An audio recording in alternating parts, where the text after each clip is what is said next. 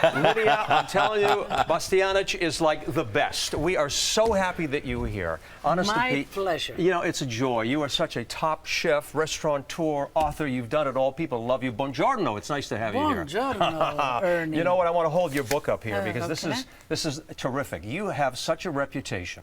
You know food inside and out, and we want to get your take on it. What about this organic food? How does it affect the restaurant industry? Very much. Yeah. You know, as chefs, we should feel that we are kind of the leaders in the industry. So what should everybody be eating? What should we be cooking? And that paying attention to how food is grown, the value of nutritional value of food, it's very much what we should be doing in restaurants, and we do. And you do, and this is a very positive thing, as you say. Now, how does it affect you, all right? Or you have so many restaurants, Italy, for example, Becco, I mean, they're all over the place. Do people come in and expect it? It's on the menu. You can show them exactly what you're doing. You know, people are very much aware. People are educated, and they want to know more today. They're very conscious about their health, how they look, and so on. So they come in a restaurant with expectations that, you know, if a restaurant is trustworthy, if the chef is reputable, right, that they will follow and get in and actually lead the band. So in our restaurants, having many, what we collaborate and work with and impart this is with our chefs. You know, we do research, diligent research. It's very important food. Seasonal, I think, is the best. Right. Local, buy food around. Know your grower, know your the animal who's raising those animals, know the people that grow the food that you eat. You're talking about educating people. Absolutely. And saying this is important. You have to understand Absolutely. that. As a chef, does the food taste different? The organic food, what is the difference?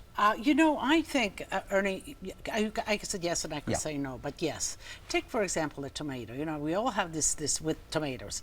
The tomatoes in the stores that have to be picked 2 weeks before, travel another week, then get to the store, they feel like waxy. You know, they have that kind of built-in resilience. Sure, like a cellulite or something. And then take a tomato off the vine and taste it, and that is the difference. Absolutely. And with strawberries too, for example, right? Porous, the more tasty they are. Absolutely. Strawberries, yeah, and they're very conscious. You know, strawberries, the porous vegetables, you have to be very careful with the pesticides because they take it in, so they're more susceptible to pesticides and all that. So organic strawberries, all the soft organic tomatoes, all of those vegetables and fruits, lettuces. Lidia, one of the things that people do talk about is because it's expensive. It's expensive for you to get it into your restaurant, to prepare it and so forth, and then they're paying the price. It's worth it, though, you're saying. Absolutely. You know, it's not that much are expensive. Yeah. You know, if we support the farmers and the farmers can do quantity, then the prices go somewhat down. But yes, it's a little bit more expensive.